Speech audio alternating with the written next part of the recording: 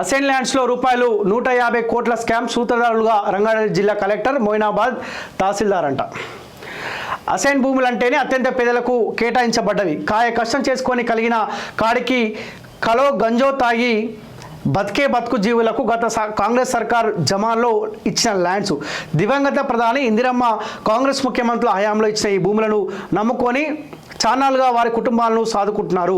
ఆ భూములే వారికి ఆయువు పట్టు అయ్యాయి, వారి కుటుంబాలకు ఆధారం అయ్యాయి. కానీ ఇప్పుడు పెరిగిన రియల్ ఎస్టేట్ ధరలు, రియల్ గద్దల ఘనకార్యాల వల్ల హైదరాబాద్ చుట్టూ ఆనుకొని ఉన్న రంగారెడ్డి జిల్లా మొయినాబాద్ మండలంలోని అసైన్లకు పెను శాపంగా మారింది. మొయినాబాద్ మండలం గ్రామంలోని అసైన్ భూములపై కన్నేసిన కొన్ని రియల్ రాబందులు ఇప్పుడు వారిని నయానో భయానో దారికి తెచ్చుకొని అగ్రిమెంట్లు చేసుకొని అగ్గువకు ల్యాండ్స్ కొట్టేస్తుండడం గమనార్హం.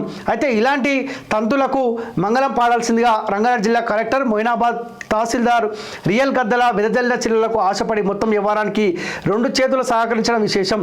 అయితే ఈ విషయం కాస్త ఇప్పుడు ఆదాబ్ దృష్టికి రావడంతో దానిపై ఆదాబ్ నజర్ పెట్టడంతో అవినీతి అధికారుల లీలలు, రియల్ గద్దల అసలు రంగు మొత్తం బయటకు వస్తుంది. ఈ రియల్ గద్దలు అవినీతి అధికారులు చేస్తున్న రియల్ దందా మొత్తం తక్కువలో తక్కువ 150 కోట్లు అని తేలింది. మొత్తం వ్యవహారంపై త్వరలో ఆదాబ్లో వరుస కథనాలు ప్రచురించనున్నది అంట.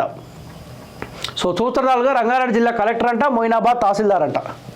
ఇదే దందా గత ప్రభుత్వము, ఇప్పుడున్న కాంగ్రెస్ ప్రభుత్వం గతంలో ఉన్నప్పుడు ఇందిరమ్మ ఇండ్లు లేకపోతే ఇందిరమ్మ పేరుతోటి ఇల్లు లేని వాళ్ళకు జాగాలు ఇస్తూ ఉండే. ఆ జాగాలు చిన్నగాళ్ళకి ఎంతో కొంత పైసలు ఇవ్వాలి, వీళ్ళ పేరు మీద చేసుకుని ఇట్లా స్వయాన గత 10 సంవత్సరాల కాలం పాటు అధికారులు చూడండి. సూత్రధారులుగా రంగారెడ్డి జిల్లా కలెక్టరు, మొయినాబాద్ తహసీల్దార్ అంట. స్వయాన అధికారులే రంగంలోకి దిగిరు. దాదాపు 150 కోట్ల రూపాయల స్కామ్ అంట. ఒక ఈ మొయినాబాద్, ఈ రంగారెడ్డి జిల్లా ప్రాంతంలోనే కాదు, ప్రతి జిల్లాలో ఇలాంటి కొంతమంది ఉన్నారు.